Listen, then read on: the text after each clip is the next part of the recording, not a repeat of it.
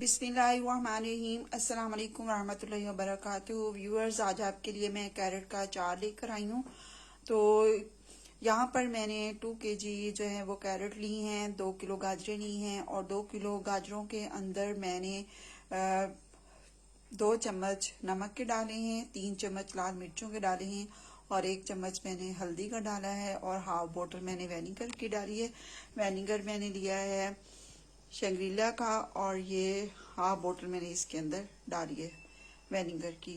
तो बस ये चीज़ें आपने इसके अंदर शामिल करनी है और आपके पास जो पुराना अचार है तो वो अचार आपने इसके अंदर, आम का जो अचार है वो इसके अंदर शामिल कर दें। मिर्चों का अचार डालना चाहती हैं तो मिर्चें इसके अंदर दरमियान से काट कर उसको मसाला लगा कर वो इसके अंदर शामिल कर दें, नींबू शामिल कर सकती हैं।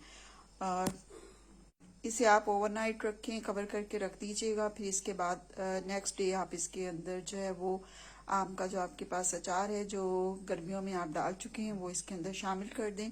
इंशाल्लाह ये अगले सीज़न तक भी आपका ये अचार ख़राब नहीं होगा जब तक गाजरों का मौसम आएगा। तो बिल्कुल ये अचार आपका जैसे आपको नज़र आ रहा है ऐसे ही आपका अचार रहेगा। और थोड़ी आपने मोटे मोटे ज़रा इसके पीस काटने, तो मैंने इस तरह की ज़रा इनकी कटिंग की है।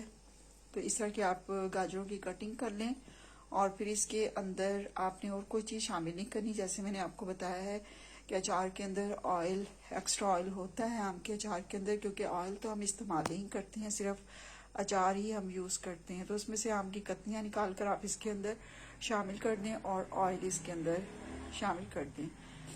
बस तो ये आपका अचार रेडी है। लेकिन इसको आपने ओवरनाइट जरूर रखना है। ओवरनाइट रखने के बाद नेक्स्ट डे आप इसके अंदर वो जो अचार है वो इसके अंदर शामिल कर दें ताकि सिरका वगैरह इसके अंदर अच्छे से चला जाए, तो ये अचार आपका बिल्कुल भी ख़राब नहीं होगा।